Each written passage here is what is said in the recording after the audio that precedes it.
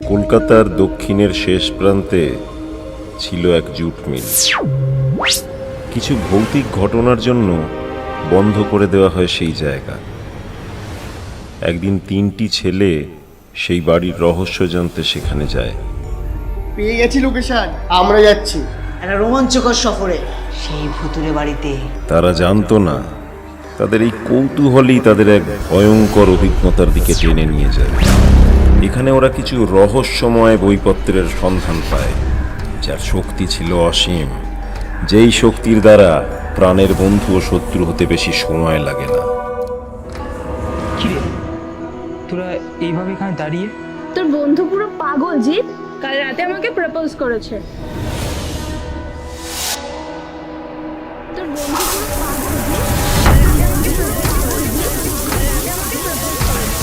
ওই বাড়িতে থাকা বইগুলো এক একটা আলাদা আলাদা ডাক আছে। ওরা নিজেদের চমৎকার আলো দেখিয়ে মানুষদেরকে নিজেদের কাছে ডাকে। তুই কি পাগল? পৃথিবীতে এমন অনেক মানুষ আছে যাদের এই বইগুলো পড়লে লাখ লাখ মানুষ মরতে পারে। ভাইও সত্যি জানা দরকার। আনইনটেনশনালি হলেও ওর মৃত্যুর জন্য আমিই দায়ী। কার মৃত্যু? কিছু এমন ভুল যা হয়তো কখনো আর ঠিক করা যাবে না। তারা কি পারবে এই রহস্যপুরীর মায়া থেকে বেরোতে? এই বইগুলো শুধু পড়ার নয়, বইগুলো তোমায় নিয়ে যাবে এক অন্য জগতে। আরে তোরা বোঝার চেষ্টা কর, আমাদের এখানে ফাঁদে ফেলা হয়েছে।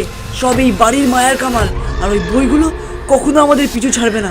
চল এখান থেকে পালা, আর ভুল করে কেউ পিছন ফিরে তাকাবি না।